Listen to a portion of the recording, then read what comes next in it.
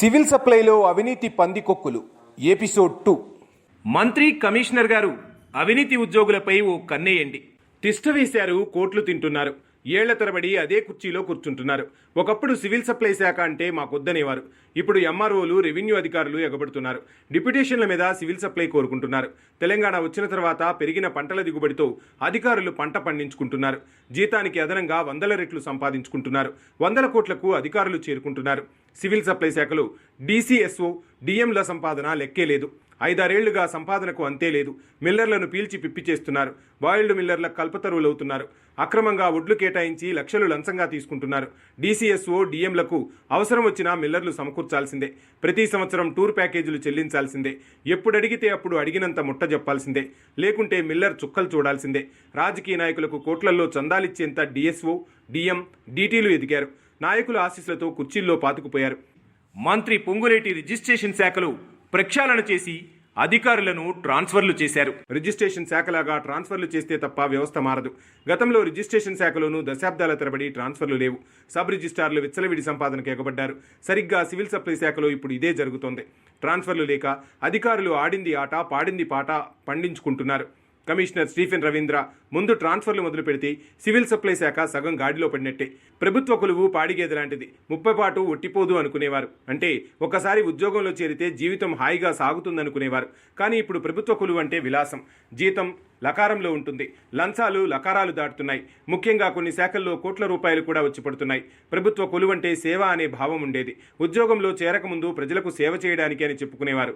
అది ఐఏఎస్ నుంచి కింది స్థాయి ఉద్యోగుల దాకా ప్రజాసేవ అనే పదమే వినిపించింది. మరి ఇప్పుడు ఉద్యోగం అంటే కల్పవృక్షం. సేవ సంగతి దేవుడెరుగు. ఎప్పుడు ఎంత సంపాదించాలి, ఎలా సంపాదించాలి, ప్రజలను ఎలా ఇబ్బంది పెట్టి లంచాలు తీసుకోవాలి, అక్రమ మార్గాలు అన్వేషించి లంచాలు ఎలా తినాలి, ప్రజల్ని, ప్రభుత్వాన్ని మోసం చేయాలి అనేది చాలా మంది ఉద్యోగులు అనుసరిస్తున్న విధానం. ఒకప్పుడు ఎక్కడో అక్కడ ఎవరో ఒకరు లంచం తీసుకుంటూ ఉండేవారు. బియ్యంలో రాళ్లలా ఉండేవారు. కానీ ఇప్పుడు రాళ్లలో బియ్యంలా ఒక్కరో ఇద్దరో లంచాలు తీసుకుని వారున్నారు. ఇది ఇప్పటి ఉద్యోగుల పరిస్థితి. గతంలో 1-2 శాఖల్లో అవినీతి జరుగుతుందని అనుకునేవారు. కానీ ఇప్పుడు అన్ని శాఖల్లోనూ అవినీతి దూరింది. ముఖ్యంగా కొన్ని శాఖల్లో అవినీతి విచ్చలవిడిగా పెరిగిపోయింది. అలాంటి శాఖలో సివిల్ సప్లై శాఖ ఒకటి. ఈ శాఖలో ఉద్యోగం చేయాలంటే ఉద్యోగులు తలనొప్పి అనుకునేవారు. విపరీతమైన పని ఉంటుంది, కానీ కూడా లంచం దొరకదు అనుకునేవారు. కానీ ఇప్పుడు సివిల్ సప్లై శాఖలో కొలువంటే ఎగిరి గంతేస్తున్నారు. సివిల్ సప్లైలో ఉద్యోగం కావాలంటున్నారు. ఒకప్పుడు రెవెన్యూ వ్యవస్థ నుంచి సివిల్ సప్లై శాఖకు డిప్యుటేషన్ అంటే వెళ్లేవారు కాదు. కానీ ఇప్పుడు ఎగబడుతున్నారు. రెవెన్యూ శాఖలో కింది స్థాయి నుంచి తహసీల్దార్ వరకు సివిల్ సప్లై శాఖకు వెళ్లేందుకు సిద్ధపడుతున్నారు. కావాలని కోరుతున్నారు. ఖర్చుకు కూడా వెనకాడకుండా పైరవీలు చేయించుకుంటున్నారు. ఇదిలా ఉంటే 7-8 ఏళ్ల క్రితం నుంచి డిప్యుటేషన్ మీద వెళ్లిన అధికారులు కొందరు అక్కడే తిష్ట వేసుకుపోయారు. గతంలో మన తెలంగాణలో పంటల దిగుబడి తక్కువ. తెలంగాణ వచ్చిన తర్వాత గత ప్రభుత్వం మూలంగా తెలంగాణలో విస్తారమైన వ్యవసాయం సాగుతోంది. రికార్డు స్థాయిలో పంటలు పండుతున్నాయి. అందులో ముఖ్యంగా వరి దేశంలోనే అగ్రగామిగా తెలంగాణ మారిపోయింది. దాంతో రెవెన్యూ వ్యవస్థ కంటే ఎక్కువ ఆదాయం సమకూర్చే శాఖగా సివిల్ సప్లై మారింది. ఇక అక్కడి నుంచి అధికారుల పంట పండింది. తెలంగాణలో గతంలో 100ల సంఖ్యలో ఉన్న రైస్ మిల్లులు 1000 సంఖ్యకు చేరుకున్నాయి. రైస్ మిల్లులకు వడ్లను సమకూర్చే అధికారం వారి చేతుల్లోకి వచ్చేసింది. ముఖ్యంగా DSSO, district civil supply officer, DT, district tahsildar, DM, district manager స్థాయి ఉద్యోగులకు పండగే పండగగా మారింది. వారికి వద్దన్న లంచాలు వచ్చిపడే కామధేనువుగా సివిల్ సప్లై శాఖ మారింది. మిల్లులకు వడ్లివ్వడానికి ఇచ్చిన వడ్లను బియ్యంగా మార్చిన మిల్లర్ల నుంచి బియ్యం సేకరించడానికి 2 రకాల ఆదాయాలుగా అధికారులకు మారిపోయింది.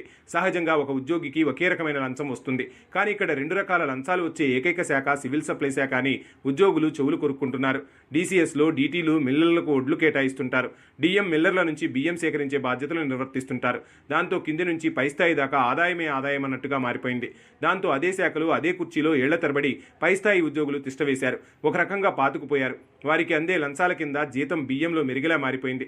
జీతానికి 100 రెట్లు లంచాలు అందుతున్నాయి. మిల్లర్ల నుంచి లక్షల రూపాయలు వసూలు చేస్తున్నారన్న వార్తలు అనేకం ఉన్నాయి. సివిల్ సప్లై శాఖలో డిఎస్ఓలు, డిఎం సంపాదనలకు లెక్కలేదని అంటున్నారు. ఎక్కడా లంచం తీసుకున్నట్లు కూడా కనిపించదు. 5-6 ఏళ్లుగా ఇలా పాతుకుపోయిన అనేక మంది అధికారులు మిల్లర్లను పీల్చి పిప్పి చేస్తున్నారని సమాచారం. అక్రమంగా మిల్లర్లకు ఒడ్లు కేటాయించి లక్షలు లంచాలు తీసుకుంటున్నారు. దాంతో డిఎస్ఓలు, డిఎంలకు ఏ అవసరం వచ్చినా మిల్లర్లు ఎంత అడిగితే అంత సమకూర్చాల్సిందే. అధికారులు టూర్ వెళ్లే ప్యాకేజీలు చెల్లించాల్సిందే. ఎప్పుడు అడిగితే అప్పుడు ఎంత అడిగితే అంత ముట్ట చెప్పాల్సిందే. లేకుంటే మిల్లర్లకు చుక్కలు చూపిస్తున్నారన్న ఆరోపణలున్నాయి. సివిల్ సప్లై శాఖలో అధికారుల సంపాదన ఎంత దూరం వెళ్ళిందంటే రాజకీయ నాయకులకు, పార్టీలకు ఫండింగ్ చేసేంత సంపాదిస్తున్నారు. కుర్చీలను కాపాడుకుంటున్నారు. అదే కుర్చీలో కూర్చోవాలంటే అధికార పార్టీ పెద్దలకు కోట్ల రూపాయలు పార్టీ ఖర్చులకు సమకూర్చుతున్నారంటే ఏ స్థాయిలో అధికారులు సంపాదిస్తున్నారో అర్థం చేసుకోవచ్చు. అధికారులకు అవసరం వచ్చినా, నాయకుల అవసరాలను తీర్చాల్సిన పరిస్థితి ఎదురైనా సరే మిల్లర్ల నుంచి దండిగా వసూలు చేయడం అలవాటు చేసుకున్నారు.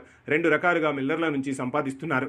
దీనంతటికీ అధికారుల మాతృశాఖలకు వెళ్లకపోవడం, అదే కుర్చీలలో ఏళ్ల తరబడి పాతుకుపోవడం వల్ల సంపాదిస్తున్నారు. ప్రజాప్రభుత్వం వచ్చే వరకు రిజిస్ట్రేషన్ శాఖలో కూడా ఇలాంటి వ్యవహారమే సాగేది. ఉమ్మడి రాష్ట్రం నుంచి రేవంత్ సర్కార్ వచ్చే వరకు సుమారు 13 ఏళ్ల పాటు రిజిస్ట్రేషన్ శాఖలో ట్రాన్స్ఫర్లు జరగలేదు. ప్రమోషన్లు వచ్చినా సబ్ రిజిస్ట్రార్లు వద్దనుకున్నారు. 13 ఏళ్లుగా ఒకే చోట పనిచేస్తూ వచ్చారు. ఆ ప్రాంతం మీద పూర్తి పట్టు సాధించారు. లంచాలకు బరితెగించారు. రేవంత్ సర్కార్ వచ్చిన తర్వాత రెవెన్యూ శాఖ మంత్రి పొంగులేటి శ్రీనివాసరెడ్డి ఏళ్ల తరబడి పాతుకుపోయిన వాళ్ళందరికీ ట్రాన్స్ఫర్లు చేయించారు. జోన్లు దాటించారు. సరిగ్గా ఇప్పుడు సివిల్ సప్లైను అదే పని చేయాలి. అలా చేస్తే తప్ప అధికారుల విచ్చలవిడి అవినీతి ఆగదు, తగ్గదు. ప్రభుత్వ ఆదాయానికి గండిపడదు. సివిల్ సప్లై నూతన కమిషనర్ స్టిఫెన్ రవీంద్ర అన్నింటికన్నా ముందు ఉద్యోగులను జోన్లను దాటిస్తే శాఖను సగం గాడిలో పెట్టినట్టే అంటున్నారు. గత కమిషనర్ ఈ నిర్ణయం తీసుకునే లోపే ట్రాన్స్ఫర్ అయ్యారు. ఏ జిల్లాల్లో ఏ అధికారి పాతుకుపోయారు, వారి సంపాదనలు ఎలా ఉన్నాయి, వారి వివరాలతో కూడిన సమగ్ర సమాచారాలు మీ నేటి దాత్రిలో త్వరలో వరుస కథనాల రూపంలో